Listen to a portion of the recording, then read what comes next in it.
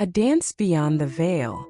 The underworld wedding was a spectacle unlike any other, an eerie celebration set against the backdrop of an otherworldly twilight.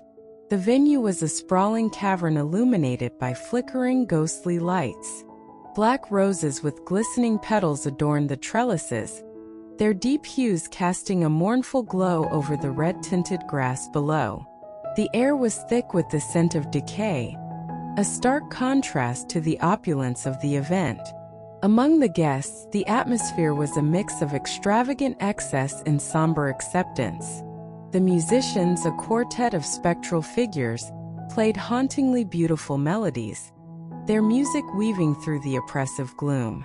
The newlyweds, adorned in robes of shimmering shadows, took their first dance across the blood-stained plains of Hades, their movements both graceful and haunting. Cassandra, an agent of the underworld's secretive agency, stood among the musicians, her heart pounding beneath her formal attire. Once a celebrated violinist in the mortal realm, she now found herself as an operative, her talents repurposed for covert missions. Tonight, however, the task at hand seemed almost sacrilegious. To perform at a wedding she had no personal stake in, her pride barely contained beneath her disciplined facade. As Cassandra scanned the crowd, her gaze fell upon a striking new arrival. Amidst the revelers, the figure of a woman stood out, her silver hair cascading in intricate braids, shimmering like liquid moonlight. The woman's ethereal beauty was matched only by her enigmatic presence. She moved with a grace that suggested she was anything but mortal. Cassandra's instincts kicked in.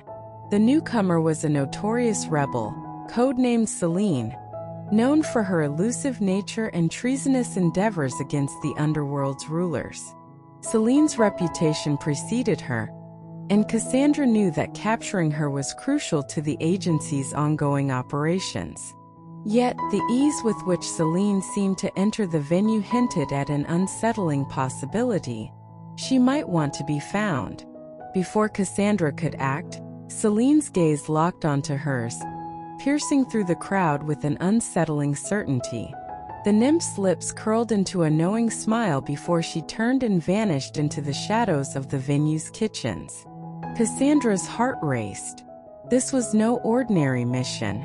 As the final notes of the song faded, Cassandra took her leave, her movements fluid and practiced.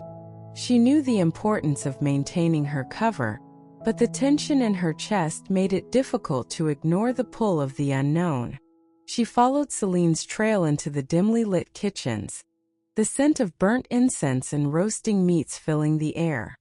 Selene leaned casually against the door frame, her silver hair reflecting the faint light. "I must say, I didn't expect to find you here, Cassandra," she said, her voice like a soft chime. A renowned violinist turned spy. How quaint. Cassandra's eyes narrowed. "And you, Selene, are known for your ability to elude capture. Yet here you are, seemingly waiting for me." Selene's laughter was both musical and mocking. "Indeed, though it seems we've both been caught in a web of deceit." Her fingers played with the hilt of a dagger, twirling it with practiced ease. "What is it you're after, really? And why this farce of a wedding?" Cassandra drew her bow with a practiced flick, the tension crackling between them. "I'm here to capture you. You're a threat to the balance of power in the underworld."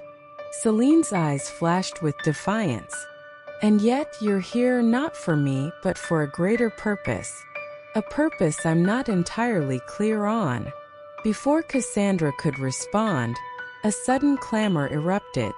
An ominous beeping echoed through the kitchen, growing louder and more insistent. Cassandra's eyes widened as she realized the danger. A trap was set to explode. "Run!" she shouted, her voice cutting through the chaos. The two women sprinted from the kitchen, their movements a frantic blur. They burst into the open air just as the explosion rocked the venue, sending flames and debris into the night sky. The once elegant wedding scene was reduced to a fiery wasteland. As the smoke cleared, Cassandra and Celine stood amidst the ruins, their eyes meeting in a moment of shared disbelief. The nymph's ethereal beauty was marred by soot and ash, but her resolve remained unshaken. "This is why we wanted to escape," Celine said, her voice strained but determined. "The underworld is a cage, and we're all trapped within it. Why do you fight to keep us here?" Cassandra's heart ached as she listened to Celine's words. "I'm just doing my job," she said softly. "Hades promised stability and order.